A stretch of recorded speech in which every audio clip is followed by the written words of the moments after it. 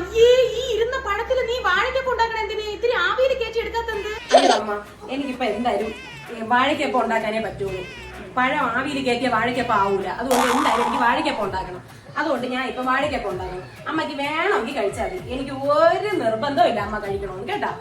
പറയാതിരിക്കാൻ വയ്യ. നിനക്കിപ്പം വര വര ഭയങ്കര അഹങ്കാരം. ഒരു അക്ഷരം പറഞ്ഞാൽ നീ കേൾക്കൂല. അഹങ്കാരത്തിന്റെ മുൾമുനയിലാണ് ഇപ്പൊ നീ നിൽക്കണത്. 2 വാഴയ്ക്കപ്പം ഉണ്ടാക്കി എങ്ങനെയാ അമ്മ അഹങ്കാരം ആവണത്? ഇത്തിരി എണ്ണ ഒഴിച്ചാലേ ഉണ്ടാക്കാൻ പറ്റുള്ളൂ. അതുകൊണ്ടാണ് ഞാൻ ഉണ്ടാക്കി എടുക്കുന്നത്.